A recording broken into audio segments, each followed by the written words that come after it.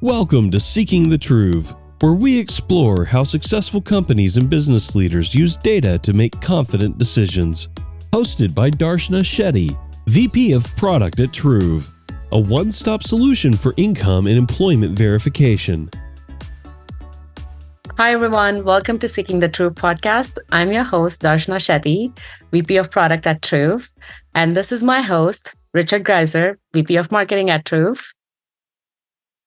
And with us today, we have a very special guest, Jonathan, CEO and co-founder at NFTYDoor, and an amazing background, which I'm not going to butcher today. Welcome to the show, Jonathan. Great to be here, guys. Thank you so much. Jonathan, why don't you give a quick introduction about yourself? Yeah, no, appreciate it.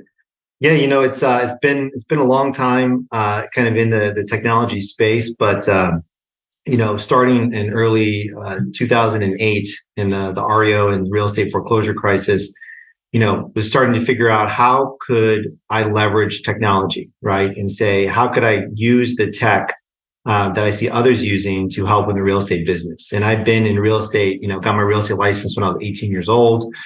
Started practicing and, just learning about technology from various different angles and seeing how it can be really helpful to business process.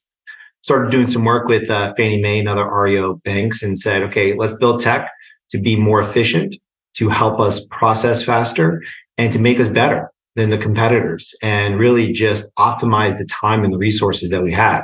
So worked with a friend of mine, built some technology, and just started outperforming everybody in our sector here in Virginia, Maryland, DC, and also expanding that even out from there. And everybody was like, how are you doing it? And I'm like, I built my own technology. And building that technology and utilizing components, that existed off the shelf just led to a long career of, okay, how can we take this business, whether that be, hard money lending, other business activities, how can we make that better? And then after working in the real estate side, I said, let's go try to find some better real estate data. Started a company called Remine, and that served the real estate agents all across the United States, and sold that company in October of 2021. And throughout that process, working with amazing co-founders and amazing team as well, just learning so much about data, right? And how can we get, the first party data, also getting additional data from data vendors, right? Again, making that process smooth and fluid and bringing it all together at a central spot. And in that company, we just put it all on a map, right? Just made it very visual, very simple, very easy to use. And then after doing that, so when rates were still, 2.5, maybe 2.75. So home equity might be something interesting to be looking at. Everybody thought we were crazy. It's like, oh, these rates are going to stay here.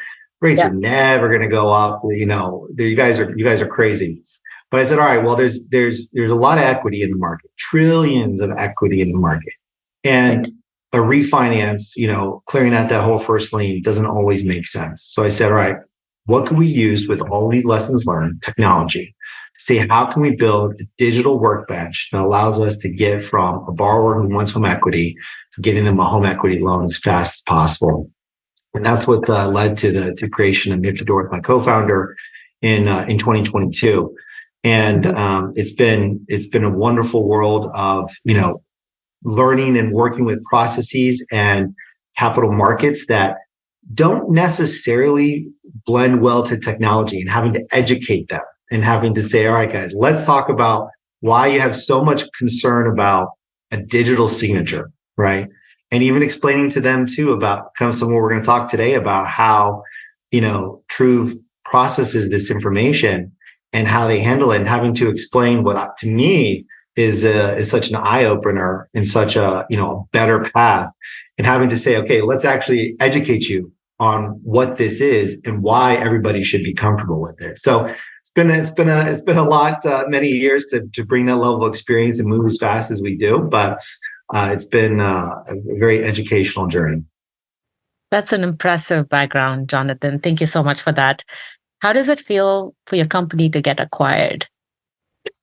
It is definitely there's moments of just sheer joy, and then it's like, oh my gosh, it's my baby, and I built it from the ground up. I mean, Remind actually started as part of a Zillow hackathon in November of 2015. So it was one of those things where, it was me and a couple other folks. We went out there in 27 hours. We had a proof of concept presenting on stage, and we weren't necessarily, like, I would say, the best idea, but what had the gravitas behind it was I could explain the real estate, right? Say, hey, this technology used by real estate agents this way, as a practitioner, somebody that's licensed, it just, it was the marketing, it was the sales on top of the technology, because you need both working hand in hand, right?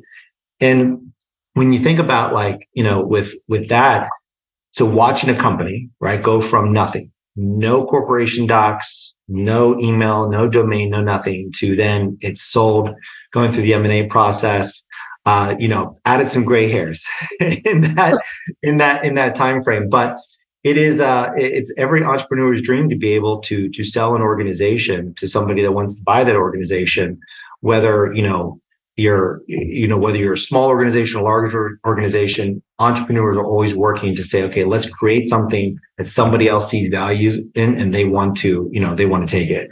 And that's it's great to be able to create organizations and have that value. That's great. That's awesome. Has things changed post-acquisition? I'm sure there's a lot more organization and structure and process. How do you feel?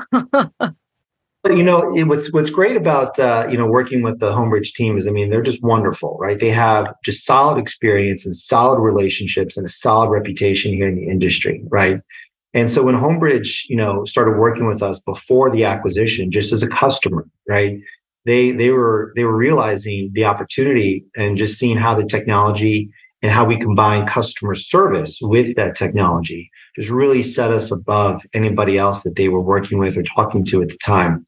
And it gave us an opportunity to say, well, wait a second, in the lending world, you need licenses, right? It doesn't matter how good your technology is, you need this thing called a license, and you're just not going to innovate your way past that. That's just the reality of it. So we had licenses in 5 states, and we said, well, what if we could do 2 + 2 is 7, right? Really combine the strengths of the two organizations and really knock it out of the park. And when you take somebody like a Homebridge that has just that stellar reputation, stellar leadership team, and just everybody knows them in a positive way, and then bring the technology side, but also they've allowed us to maintain that, that independence. So yes, of course, there's a new HR system, there's new policies and procedures, but they recognize that the opportunity here in 23 and beyond is to have a fintech division effectively that can innovate, bring in the best of class partners, right? And be able to leverage, that technology experience and just, really just make it a knockout of the park. So now we can do home equity, and we're doing home equity in all 50 states, including New York. In all 3,200 counties, our product is available. And it took a lot to get there. We're there. There's always going to be things that we can make better, that we can improve, that we can make faster. But, we're a digital, product that is available in every corner of the United States, including Alaska and Hawaii. And so that's something that, again, this team over here at NFTYDoor, the team at Homebridge, to pull that off, we moved a lot of mountains in the last few months to get that done. That's impressive. Truly. Well, Jonathan, I'm super excited to have you on here because, I talked to you, I got to know you before the show, got to know about your background, and I think you speak to every audience that could possibly be listening to this. Owner of a company, startup, someone who's basically taken a startup and sold it to a bigger company, and now obviously mortgage lender too, right? So you're speaking to everybody who's listening to this podcast. Like, everybody's got something to learn from you, which to me is so unique. And so you are unique and a little bit of a unicorn in that way, right? So what I'd like to get into is a little bit of the meat and potatoes about how you're using Truv. And what's the experience been like? You can jump into topics about the product, maybe a little bit about the product and how it integrates with you guys. And I would love to hear about the customer teams and how our teams interact with you too. Yeah, no, it's great. I mean, What's nice about having your own platform, right? So everybody always says, "Oh, are you using XYZ platform to do your loan originations? Or using this or using that?" I'm like, no.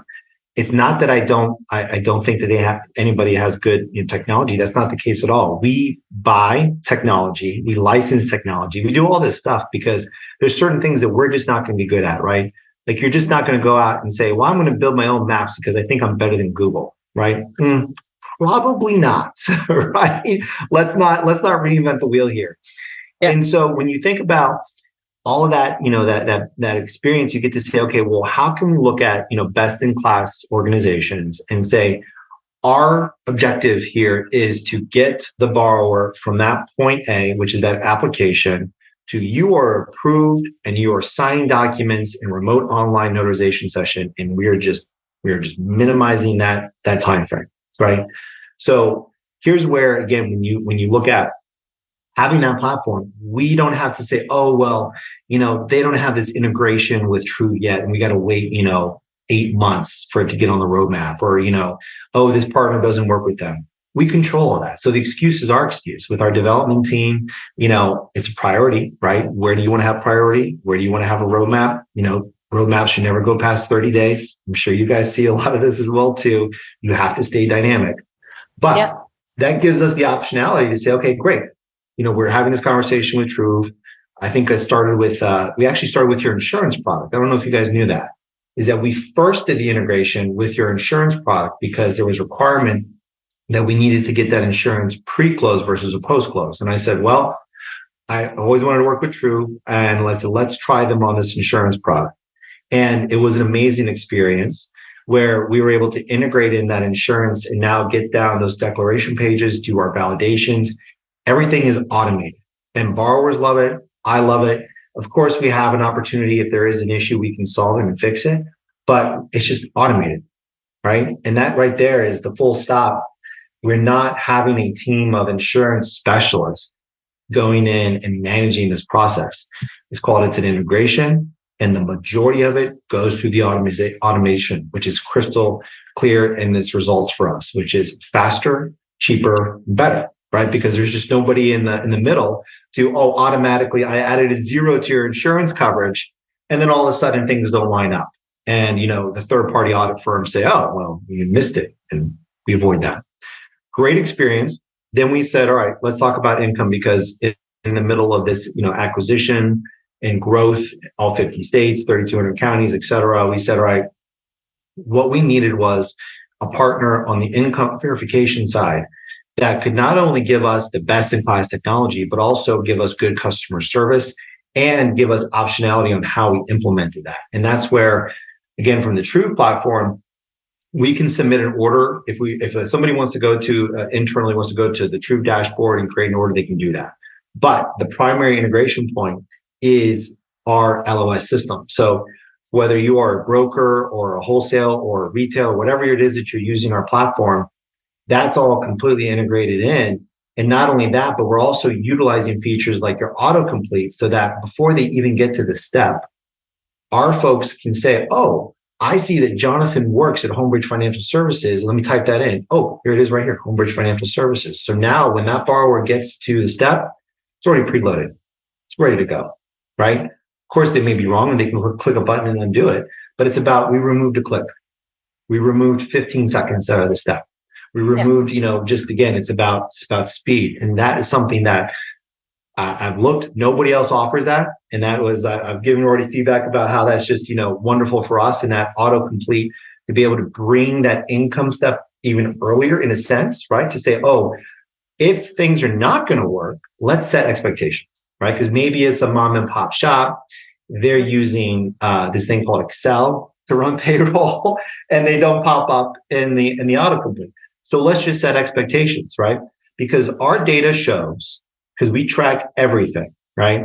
So the moment you go from each status, right? And believe it or not, even though this sounds like a lot, there's like 15 different statuses that we can have for a loan. But they all, at the end of the day, it's around application, processing, closing, and funding. They're all related to that, but we get granular. We track down to the minute. How long are you in each status of the funnel? So those detailed level metrics allow us to build out our KPIs to say, okay, how are we performing from customer service? How are we performing from the technology vendor? To how are we performing just overall? So just recently, over the holidays, like right before the holidays, borrower comes in, and it was an interesting situation because they had their name legally changed rather recently. And there's always these crazy edge cases that come up, right? So we had to correct that, but we got that corrected within a matter of an hour with the proper documentation. Then they went right through Truv. They did the payroll verification. Everything's done. That loan was fully approved and it was signed. Everything done less than 48 hours. Done. And they got their money after their right of rescission was up, right? So that is what Truv enables us to do, is to deliver that speed. And that, if there wasn't the name thing, we probably would have done that same day. And that's, it's not like that was in a major metropolitan area. It was in Maine. It was the place where you're not going to see a lot of people for a while, right? And so sometimes people think, oh, well, these data can be lost. No, it works, right, in a great way. And that allows us to have those efficiencies. So then when you think about the technology and the integration, the ease of the API documentation, our developers are a big fan, right? Compared to some of the other components of tech out there, how you can track on, errors, error cases, right? Testing, right? All those test cases that are available. So for developers that are listening out there, clean API documentation, clean test cases.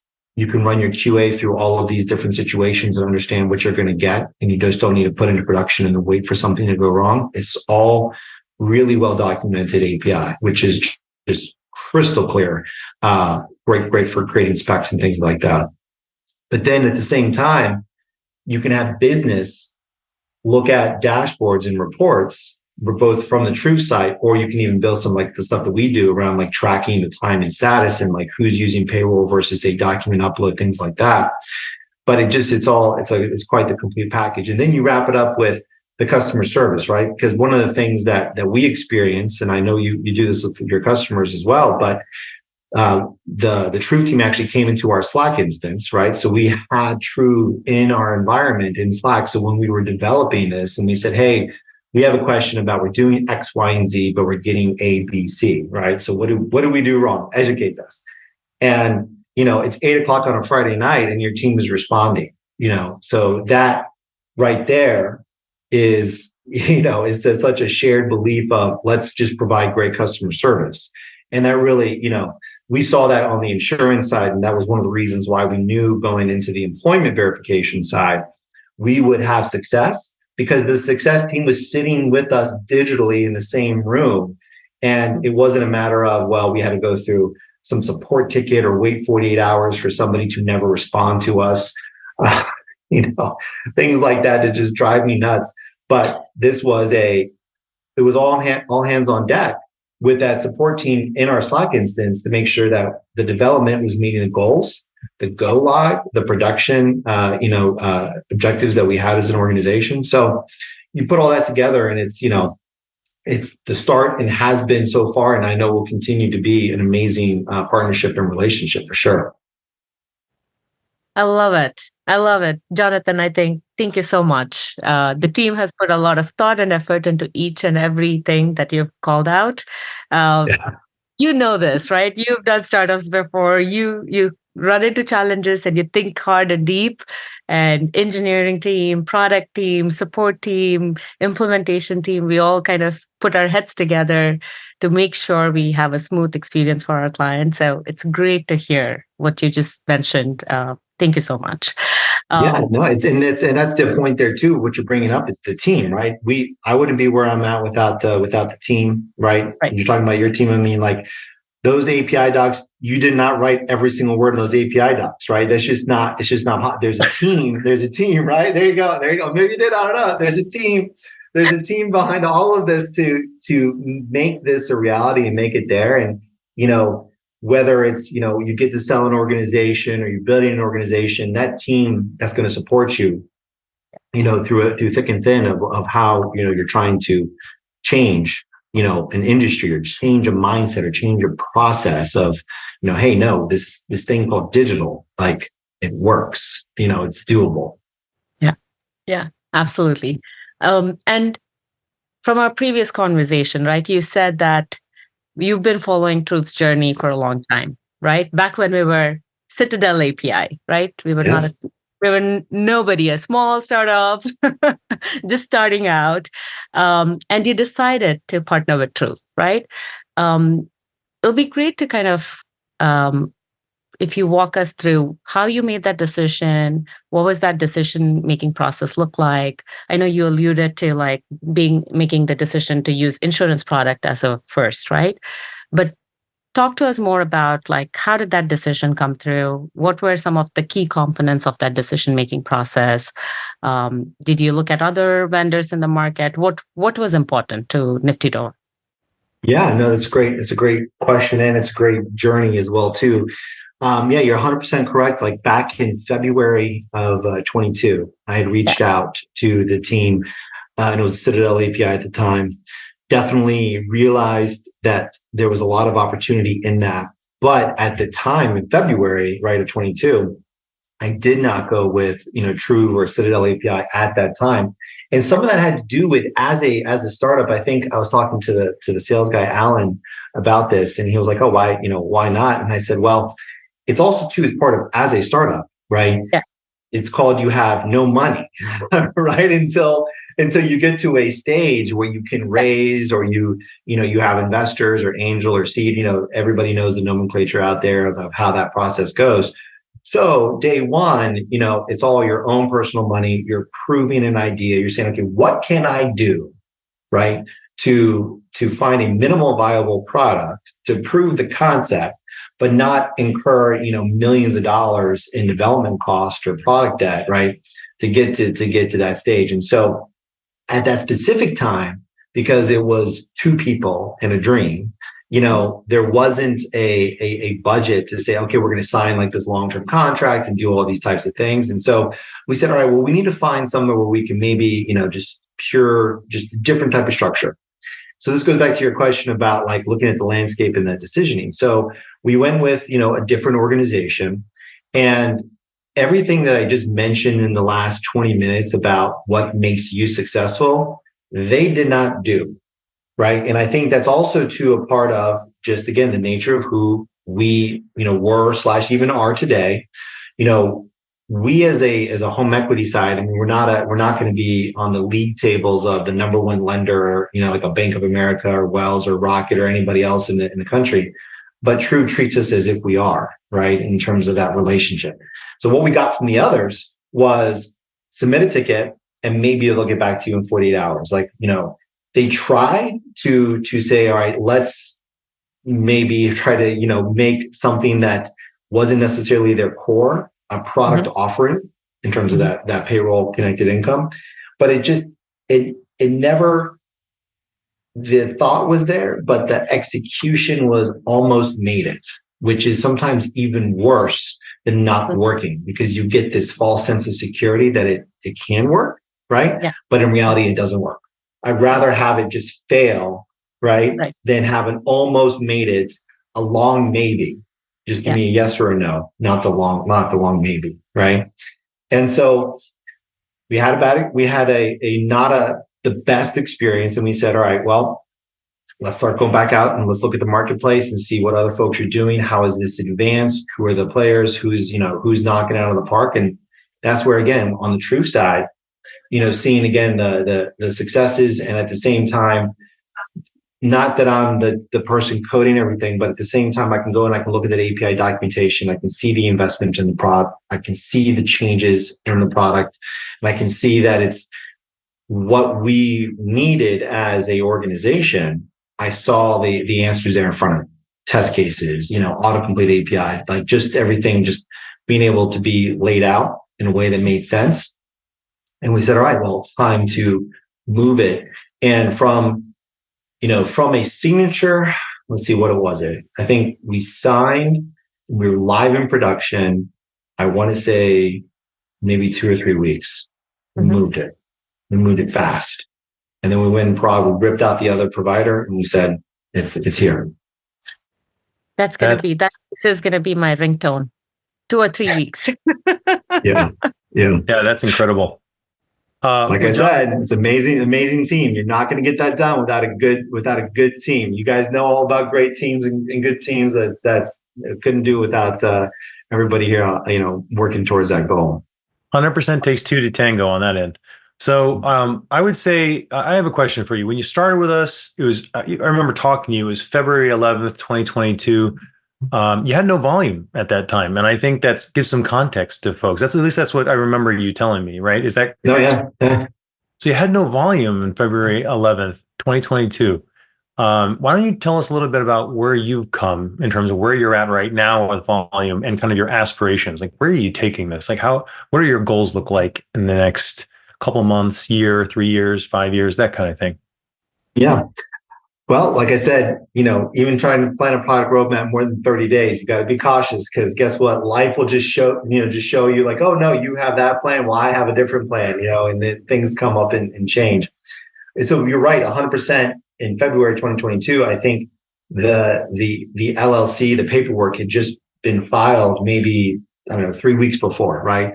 It was the digital ink was still wet.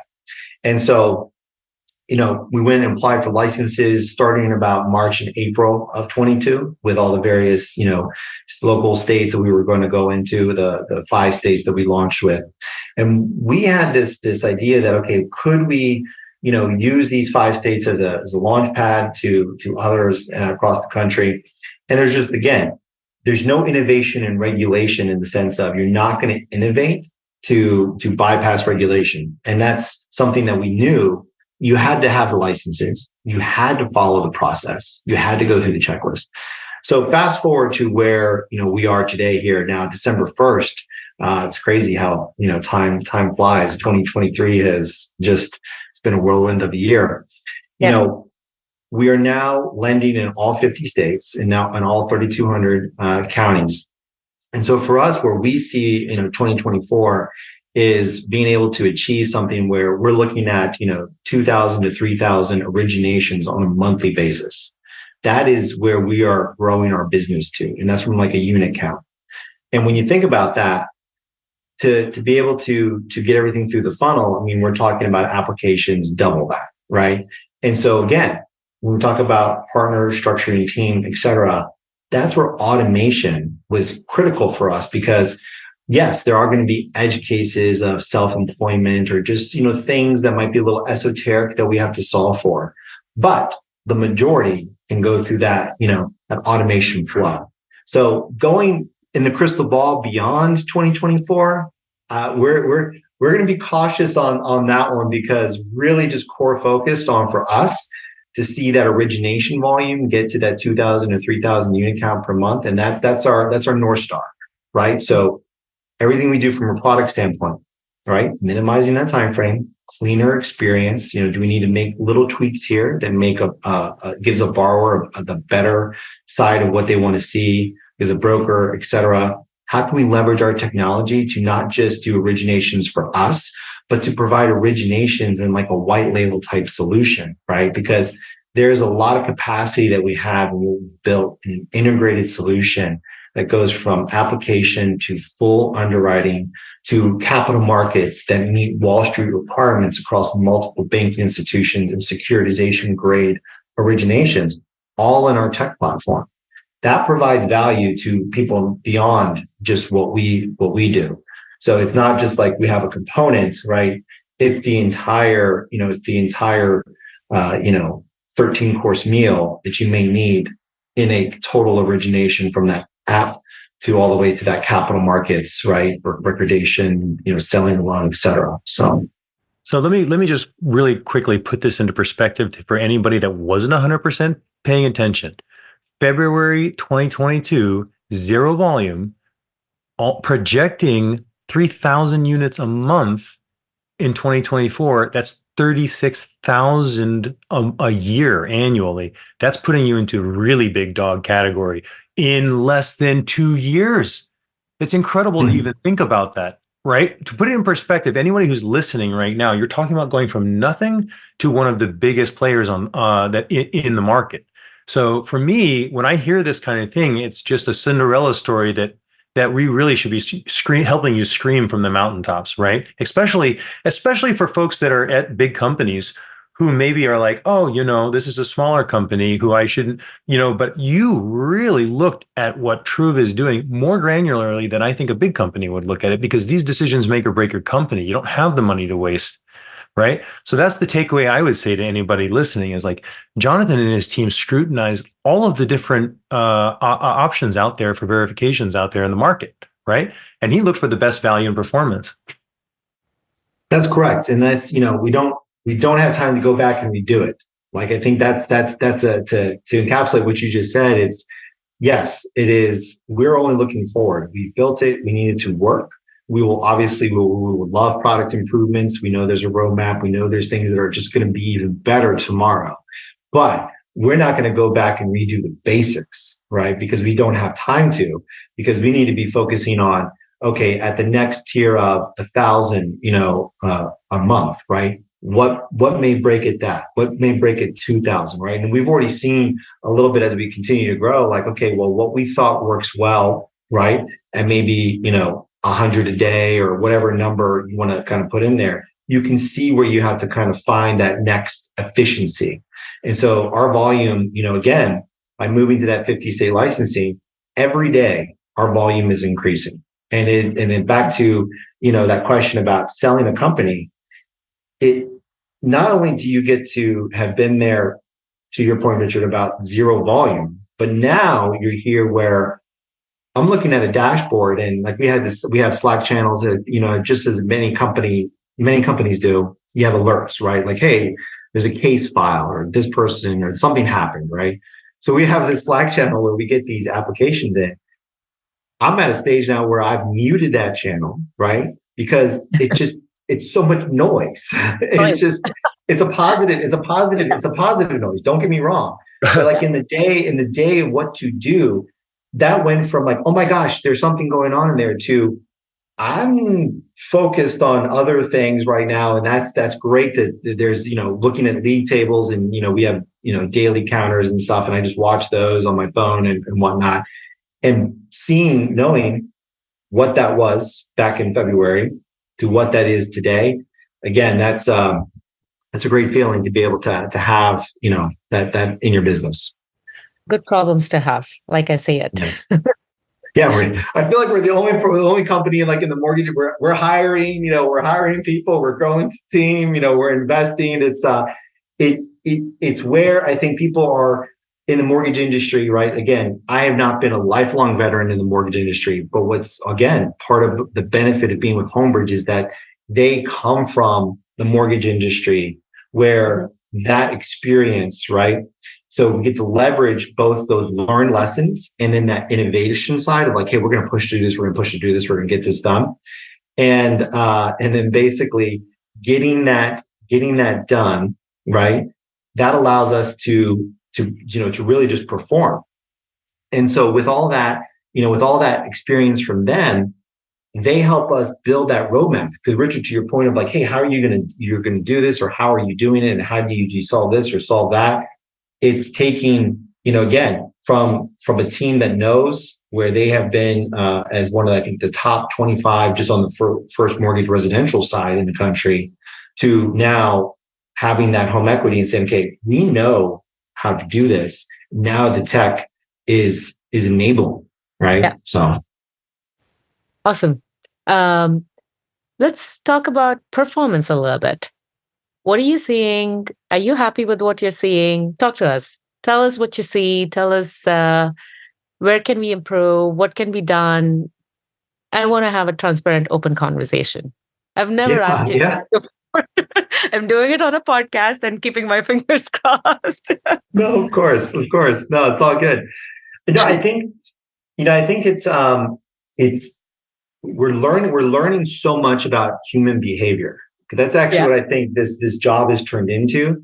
Is it's not necessarily product innovation. It's more of a sociology experiment of human behavior, and how do people go through your application. And what's generally, like when I came from, and again, any business has this, you have these personas, right? I mean, I don't have to, anybody listening to this is in product, you have your personas, you break it all down. In the real estate side at Remind, we had our personas with those real estate agents, right? And everybody knows various personas in real estate agents, right? You have that image in your mind right now. But what's interesting about this is that this business, exposed us almost into like a DTC, right? There's that direct to consumer side where even though that's not what we're in it because it's the consumer that's using our app, right? And so how you design consumer facing technology to say B2B type technology, again, it's completely different. And so what we're still learning is that human behavior of what can we tell them before they even see the modal from Truv to log into their payroll system, right? Because I think that's something where maybe I've missed it in those product specs, but I almost feel like you need a research department that says, these are the key words that you need to put in front of your consumer before they see this modal to get them in the right mindset, right? Yeah. Think about it, like any high performing athlete, right? They may listen to their music. They have their thing that they do before they go out and they perform.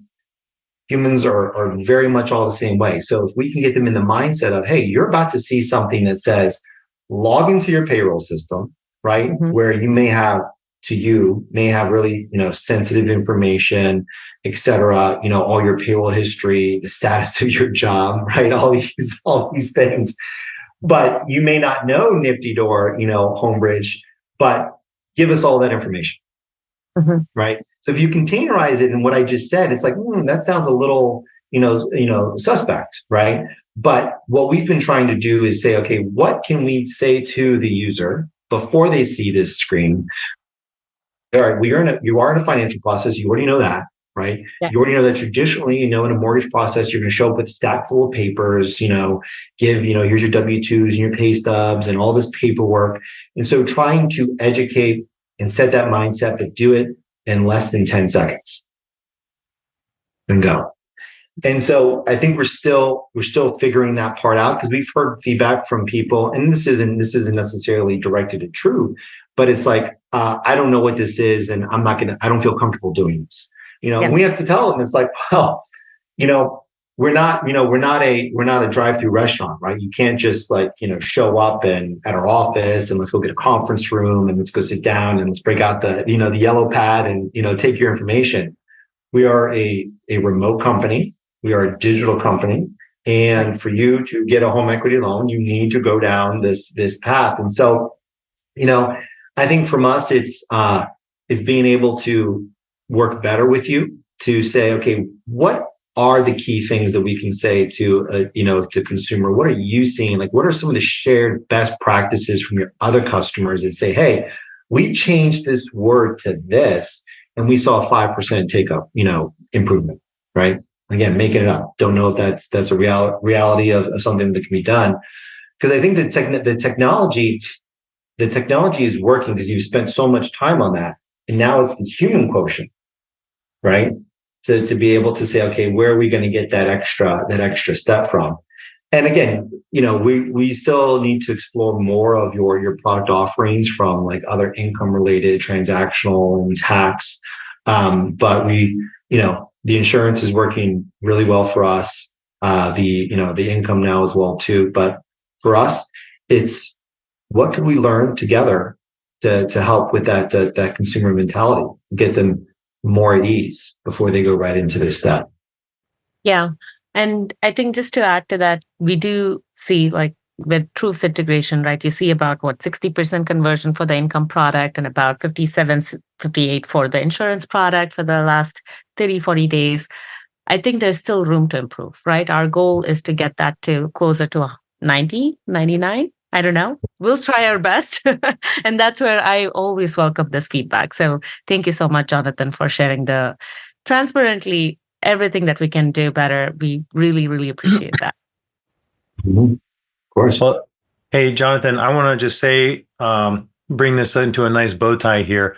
This is one of my favorite podcasts that I have done in my life, just because Great customers stop being customers to me and they become partners. Like we're extensions of each other's team. We're learning from you in terms of how to build a better product, right? And we're delivering great service to you, literally like you were saying, on a Friday night at 8 p.m., giving you an answer for what you need. So I think that you're one of our best customers as a result. And we're just really excited to be growing with you. So thanks a lot for coming on and sharing your story. Yeah, no, thank you so much for having me here to be able to share that story, and hopefully others can hear, and that that they're looking for this type of product, and be able to hear some of the lessons learned, and also the successes about how all of this has come together, with you guys and come to fruition. And again, it's always a pleasure to share, and appreciate all the innovation that you guys are also bringing to it as well. Because, like I said, we have a huge development team and resources, but like I said at the beginning of the podcast, we're not going to go out and build what others make their life, in focus of what their product is. Right? That's where I think sometimes people think that, oh, well, I could do that. Well, congratulations. Yeah, you probably can. I mean, but again, are you going to be as good as, right? Are you going to invest in? Are you going to follow the space? Are you going to make sure that you're constantly innovating? Are you going to set goals to get from 60 to 99%? And how are you going to break that down? No, find what you're good at, right? Find your niche in your technology, focus on that, and then work with the best in class. And so again, appreciate everything as well. Thank you so much. Thank you for listening to Seeking the Truv. You can keep up with the latest on our podcast at truv.com/podcast or wherever you get your pods. We'll see you next time.